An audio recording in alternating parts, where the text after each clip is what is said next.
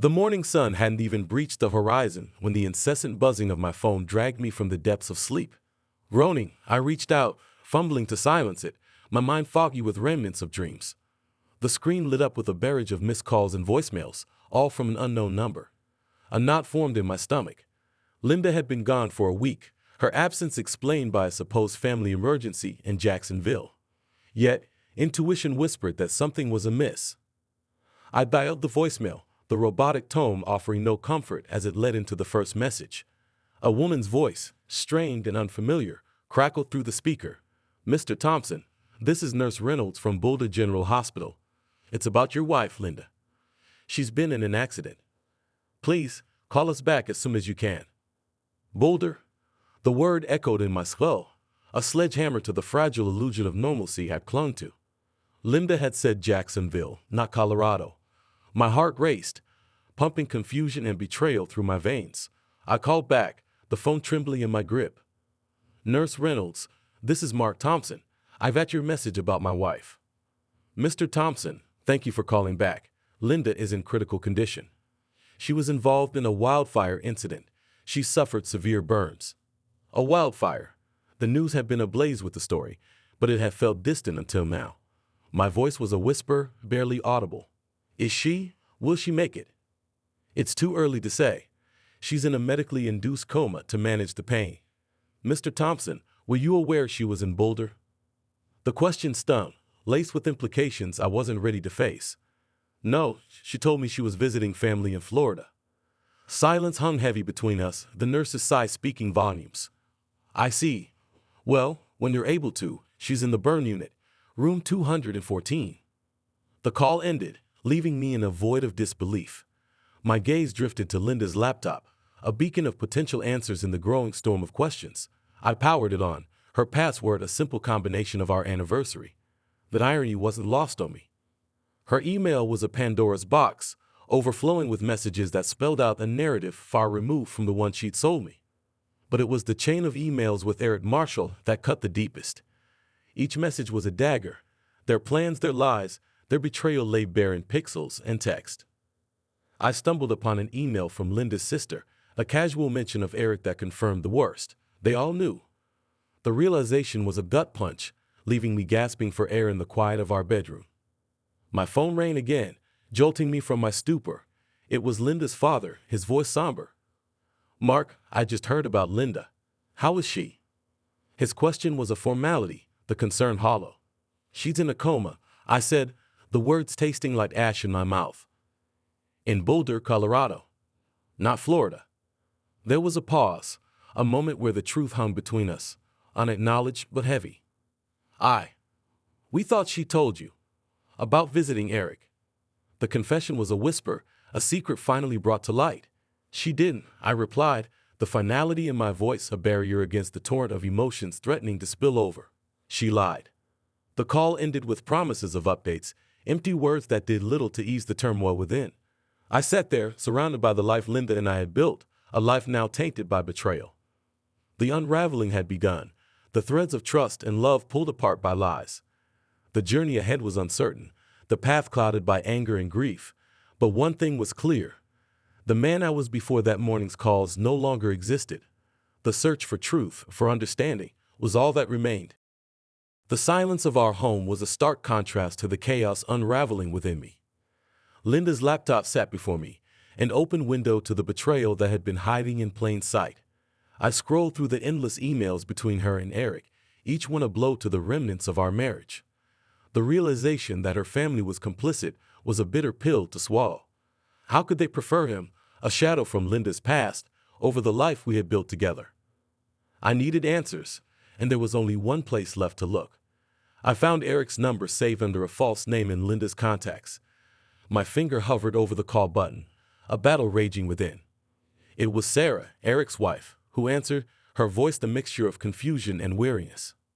"Hello, Sarah, it's Mark Thompson, Linda's husband." A pause, heavy with realization. "Mark, I'm so sorry you had to find out this way." Her words were a cold comfort, an acknowledgement of the shared pain our spouses had inflicted upon us. "Have you known long?" I asked, the question laced with a desperate need to understand. Only a week. I found messages on Eric's phone. I confronted him, and he confessed. Said it had been going on for months. The confirmation was a punch to the gut. Months. I echoed, the word tasting like bile. Linda told me she was visiting her family in Florida. I had no idea she was with Eric until the hospital called. Sarah's sigh was a mirror of my despair. They planned a trip to Boulder. Eric said it was a business trip. I never suspected. Anger simmered beneath the surface, a burning need for retribution. What are we going to do, Sarah? Her response was firm, a testament to her resolve. I don't know about you, but I'm going to make sure they can't just walk away from this. They've ruined our lives, Mark. We deserve justice. Justice? The word was a beacon in the darkness, a promise of retribution. I agree. We need to expose them, make sure everyone knows what they've done. We'll need proof. Emails, messages, anything that shows their affair, Sarah said, her voice now steady with determination. I have emails, and I'll get more. We can do this, Sarah. Together. The call ended with a plan forming, a united front against the betrayal that had blindsided us both. I turned back to Linda's laptop, my resolve hardening. I would dig through every message, every lie, until I had enough to bury their deceit. The search led me to uncover not just the depth of their affair, but the lengths to which Linda's family had gone to support it. Emails from her sister, texts from her parents, all discussing Eric as if he were already part of the family again. It was a conspiracy of silence and lies, one that had kept me in the dark while my wife lived a double life. The evidence piled up, each piece a testament to the betrayal. I saved everything, backing it up, preparing for the moment when I would confront Linda, Eric, and their enablers. The pain of betrayal was sharp, but it honed my resolve. I would not let this go. I would not be the only victim of their selfishness. As I closed the laptop, the weight of my discovery settled around me. The path ahead was fraught with pain and confrontation, but I was no longer navigating it alone. Sarah, a fellow victim of our spouse's deceit, was now an ally. Together, we would face the storm, seeking justice and, perhaps, a measure of peace in the aftermath of betrayal. The days following my conversation with Sarah were a blur of strategy and preparation. Our shared betrayal had forged an unlikely alliance, one that was cemented by a mutual desire for justice. We met in a quiet cafe, a neutral ground away from the eyes of those who might report back to Linda or Eric. Sarah arrived first, her posture rigid with determination. As I approached, I could see the resolve in her eyes, a mirror of my own. Mark, she greeted, her voice steady. I've been thinking about our plan. We need to be careful, precise. We can't give them any room to maneuver. I nodded, taking the seat across from her. Agreed. I've gathered more evidence since we last spoke. Emails, text. It's all there, clear as day. Sarah leaned forward, her eyes narrowing. We should consider legal advice. If we're going to expose them, we need to protect ourselves. The suggestion was a sobering one, a reminder of the potential fallout from our actions. I'll look into it, I replied. We need someone who won't back down, someone who understands what's at stake. Our conversation shifted to logistics, to the how and when of our confrontation. It was a dance of details, each step carefully considered to ensure our success. Mark, have you thought about what you'll say to Linda? Sarah asked, her voice tinged with a vulnerability that mirrored my own inner turmoil. The question caught me off guard, the reality of facing Linda still a distant concept. I don't know yet. Part of me wants to scream, to let out all the pain and anger, but I know that won't solve anything. Sarah nodded, understanding etched into her features.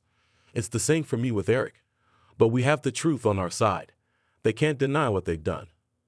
Our meeting ended with a plan in place, a course of action that would see us confronting our spouses with the evidence of their betrayal. As we parted ways, I felt a sense of camaraderie with Sarah, a bond forged in the fires of our shared pain. The days that followed were filled with preparations. Legal consultations confirmed our approach, ensuring that we were protected against any potential backlash. The evidence was organized, a damning portfolio of deceit. Finally, the day arrived. Sarah and I met once more, this time outside the hospital where Linda was still recovering. The weight of what we were about to do hung heavy between us, a shared burden that neither of us had sought. Are you ready? Sarah asked, her voice steady despite the tumultuous emotions I knew churned beneath. I took a deep breath, steeling myself for the confrontation ahead. As ready as I'll ever be. Let's do this. Together, we entered the hospital, our steps echoing in the sterile corridors. The reality of the situation hit me then, the finality of what was about to unfold. We were about to confront our spouses, to tear down the lies and expose the truth. It was the moment of reckoning, one that would forever change the course of our lives. But as I walked beside Sarah, I knew that no matter the outcome, we would face it together. Our unlikely alliance had given us strength, a shared resolve to seek justice in the face of betrayal. The hospital's fluorescent lights cast long shadows as Sarah and I made our way to Linda's room. With each step, my heart pounded louder, a relentless drumbeat against my ribs. The folder containing the evidence felt like a lead weight in my hands. We paused outside Linda's door, exchanging a look that conveyed our mutual apprehension.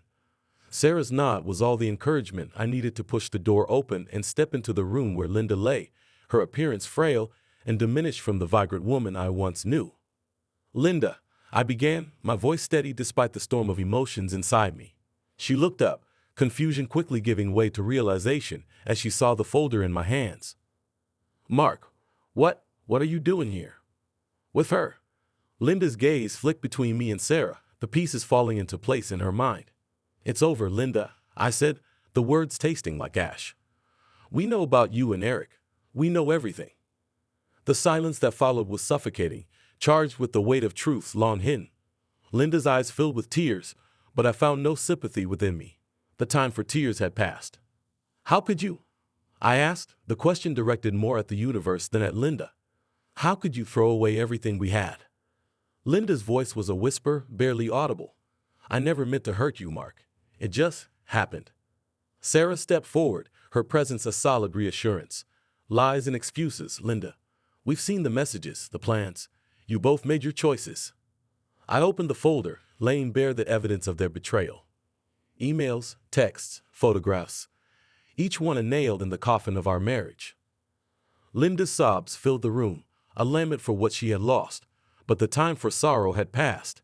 The time for accountability had come. "Mark, please," Linda pleaded, reaching out to me. "Can we talk about this? Can we find a way through?" I recoiled from her touch, the distance between us insurmountable. "There's nothing left to discuss. You made your choice, Linda.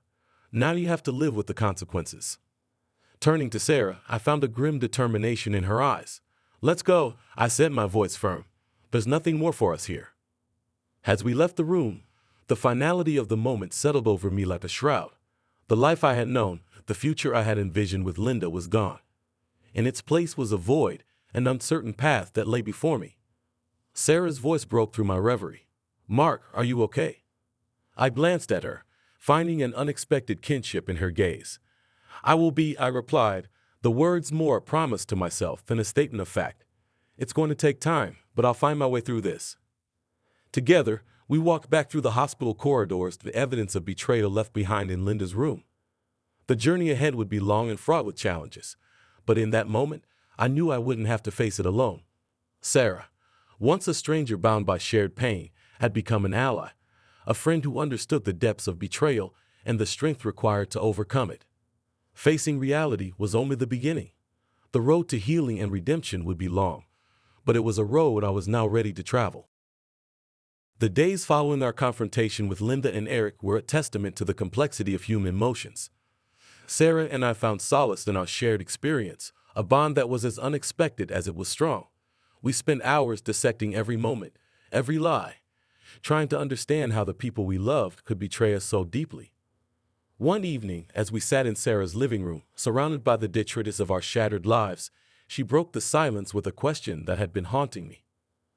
"Mark, do you think we'll ever be able to trust someone again?" Her voice was soft, vulnerable in a way that mirrored my own fears. I paused, considering her question. The truth was, I didn't know. "I want to believe we can," I finally said, "but it's going to take time. And the right person." Sarah nodded, her gaze lost in the flickering flames of the fireplace. "I keep replaying everything in my mind, wondering if there were signs I missed. It feels like I can't trust my own judgment anymore." I understood her turmoil all too well. "I know what you mean. It's like walking through a minefield, second-guessing every step." but maybe, in time, we'll learn to navigate it better. Our conversation was interrupted by the sound of my phone ringing. I glanced at the screen, not recognizing the number.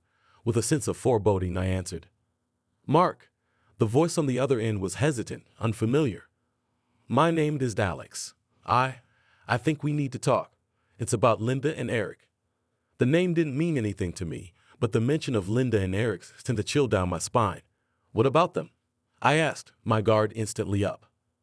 Alex sighed, the sound heavy with regret. I'm not sure how to say this, but I was part of it.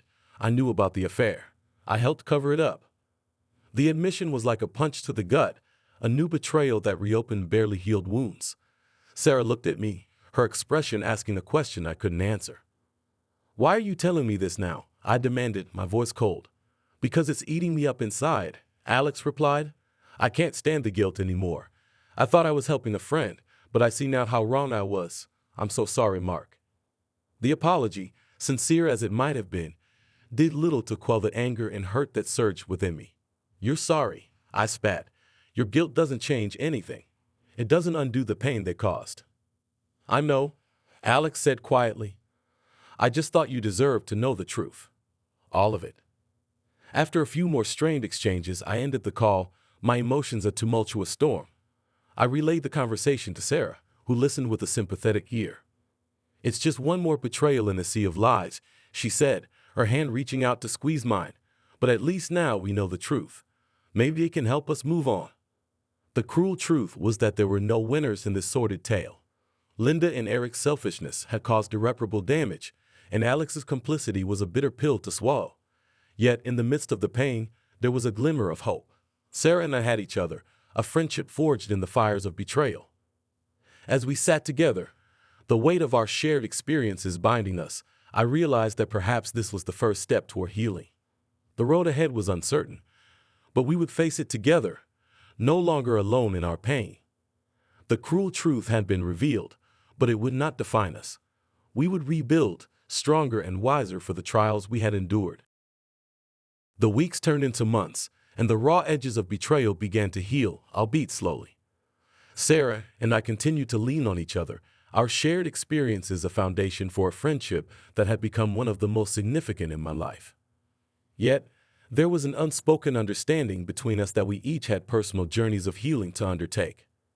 One crisp autumn evening, as we walked through the park, watching the leaves transition to vibrant hues of orange and red, Sarah broached a subject we had carefully avoided. Mark, have you thought about what comes next? I mean, for you, personally? Her voice was gentle, probing without pushing too hard. I let out a sigh, my breath forming a small cloud in the cool air. I've been thinking a lot about that lately. It's hard to imagine opening up to someone again, trusting someone not to shatter my world, but I don't want to be alone forever. Sarah nodded, understanding in her eyes. It's the same for me. I'm terrified of making the same mistakes, of not seeing the signs, but I also miss companionship, someone to share life's moments with. We walked in silence for a few moments, the only sound the crunch of leaves underfoot. Do you think we're ready? I finally asked, glancing at her. Sarah smiled, though it didn't quite reach her eyes. I think we're getting there. Healing isn't linear and there's no right time, but I believe we'll know when we're ready. Her words resonated with me, the truth in them undeniable.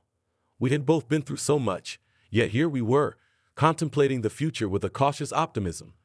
Sarah, I want you to know, whatever happens, I'm here for you. You've been an incredible friend through all of this, I said, my voice thick with emotion. Sarah reached out, squeezing my hand briefly. And I'm here for you, Mark. We've helped each other through the darkest times. No matter where life takes us, that won't change. Our conversation shifted then to lighter topics, but the significance of our exchange stayed with me. It was a turning point, a mutual acknowledgement that while the past would always be a part of us, it didn't have to define our future. In the weeks that followed, I began to take small steps toward moving forward. I started attending a local photography class, a hobby I had neglected for too long. It was there, amidst the lenses and light meters, that I met Jenna. Jenna was vibrant and passionate, her love for photography infectious. We connected over shared interests, and soon, our conversations extended beyond the classroom. But it was more than just a mutual hobby that drew me to her. It was her perspective on life, her resilience in the face of adversity. One evening, over coffee, Jenna shared her own story of loss and recovery. It was different from mine, yet the themes of betrayal and healing were all too familiar. I realized that I couldn't let my past experiences close me off to the world. Jenna said, her gaze steady. It's a risk, opening up to someone new, but the possibility of finding happiness, of building something real, it's worth it. Her words echoed my own thoughts, the fears and hopes that had been swirling in my mind for months. I found myself opening up to Jenna in a way I hadn't thought possible, sharing the pain of my past and my tentative steps toward the future. As our relationship deepened, I was acutely aware of the scars I carried. Yet with Jenna, I found a sense of understanding and acceptance that I hadn't dared to hope for. It wasn't easy, navigating this new beginning, but it felt right. Sarah, too, embarked on her own path, exploring new opportunities in relationships with a cautious optimism. We remained close, our friendship a constant in the ever-changing landscape of our lives. Moving forward didn't mean forgetting the past or the lessons it had taught us. It meant embracing the possibility of happiness, of love, despite the risks. It meant trusting ourselves to make the right choices, to recognize the value in taking a chance on someone new. As I walked beside Jenna one evening, hand in hand, I realized that while the road ahead was uncertain, I was no longer walking it alone. And for the first time in a long time, that thought filled me with hope. Months had passed, weaving the fabric of a new reality, one where the wounds of the past were scars of resilience rather than open sores. Jenna and I had grown closer, our relationship a testament to the power of second chances. Meanwhile, Sarah had found her own rhythm, exploring life with a newfound independence that suited her well. It was during one of our now customary weekly dinners, Sarah, Jenna, and I, that the depth of change truly hit me. We were at a small Italian restaurant that had become our favorite spot, the kind of place where the warmth of the atmosphere matched the food. "Mark, you seem different lately," Sarah observed, her fork pausing midair. "Happier, more at peace. It's good to see." Jenna smiled, squeezing my hand under the table. "I've noticed that too. There's a light in your eyes that wasn't there before." I felt a flush of warmth at their words, a mixture of appreciation and acknowledgement of how far I'd come. I guess I'd finally started to let go of the anger and hurt. "Jenna, you've been a big part of that. You've shown me that it's possible to trust and love again." Jenna's smile deepened, her eyes sparkling. "And you've shown me that vulnerability isn't a weakness. That being open to new experiences can lead to something beautiful." Sarah looked between us, a contented sigh escaping her. "This is what moving forward looks like, huh? It's not about forgetting the past, but about building something new on its foundations." Our conversation flowed easily, moving from personal reflections to future aspirations. Jenna shared her dream of opening a photography studio, a space that could also serve as a community hub for artists. Her passion was infectious, and I found myself drawn into her vision, eager to support her in any way I could. "What about you, Sarah? What's next on your horizon?" Jenna asked, turning the conversation towards our friend. Sarah took a moment before responding, her gaze thoughtful. "I've been thinking a lot about that. I love my job, but I've realized it's not my passion. I want to do something that makes a difference, maybe start a nonprofit. It's still a vague idea, but it feels right." Listening to Sarah, I couldn't help but feel a surge of pride. We had all come so far, navigating the tumultuous waters of change to find our respective shores. As dinner came to a close, Jenna proposed a toast to new beginnings and the journeys that lead us there. May we always find light in the darkness and strength in each other. Our glasses clinked in agreement, a symbol of our shared experiences and the unwritten chapters ahead. Later, as Jenna and I walked home, the city lights twinkling around us, I felt a profound sense of gratitude. Life had thrown us curveballs, but it had also offered us a second chance, a chance to rewrite our stories. "Jenna, do you ever think about the future? Where we might be, what we might be doing?" I asked, curious about her thoughts. She considered my question, her steps slowing as we reached the park. "I do. I see us building a life together, a life full of love, creativity, and adventure. But more than anything, I see us happy, whatever that may look like."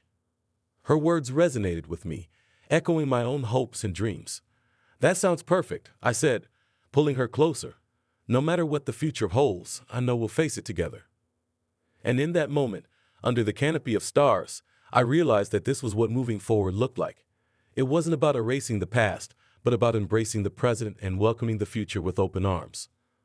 A new chapter was beginning, one filled with possibilities and the promise of love, and I was ready to live it fully, with Jenna by my side and Sarah cheering us on. The journey wasn't over, but perhaps it was just getting started.